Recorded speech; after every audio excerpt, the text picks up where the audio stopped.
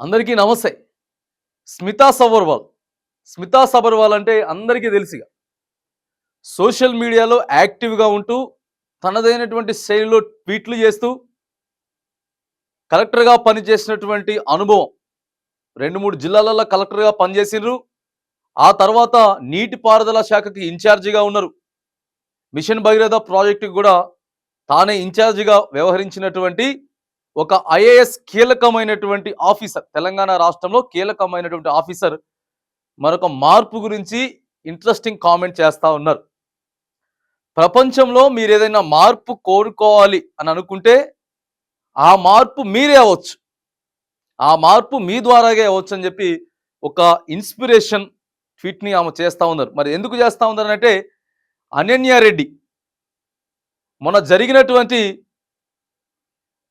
ఎగ్జామ్‌లో ఐఏఎస్ ఎగ్జామ్‌లో అనన్య రెడ్డి ఫస్ట్ అటెంప్ట్‌లోనే ఆల్ ఇండియా థర్డ్ ర్యాంక్ సాధించింది.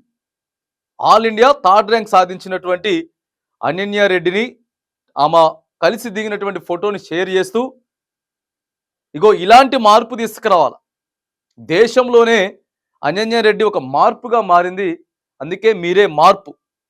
మీకు మార్పు కావాలంటే ఆ మార్పు మీరే అవ్వచ్చు. కష్టపడాలని చెప్పి అనన్య రెడ్డి కూడా నేను ఫస్ట్ చూసినప్పుడు తాను ఎదుగుతుంది, ఖచ్చితంగా ర్యాంక్ సాధిస్తుందని చెప్పి తనకి ఒక పుస్తకాన్ని కూడా గిఫ్ట్‌గా ఇచ్చినటువంటి స్మితా సబర్వాల్ ఈరోజు మరి తాను పనులలో తాను బిజీగా ఉండుకుంటా కూడా సమాజం కోసం తనకు చాలా ఫాలోయింగ్ ఉన్నది. ఒక పక్క బాధ్యత విలువగలిగినటువంటి పోస్టులతో పాటు ఫ్యాన్స్ ఫాలోయింగ్ ఉంది. అంటే ఒక సినీ యాక్టర్కి ఎంతైతే ఫాలోయింగ్ ఉంటుందో వాస్తవంగా స్మితా సబర్వాల్ అంటే ఆ రేంజ్లో ఉంది. ఆ రేంజ్లో తను కూడా ఉంది. ఒక ఇంట్రెస్టింగ్ కామెంట్ అయితే చేస్తూ ఉంది. ఇక ఫైనల్గా తాను చెప్పదలుచుకుంది ఏంటి అంటే, మీరు తలుచుకుంటే ఏదైనా అవుతుంది.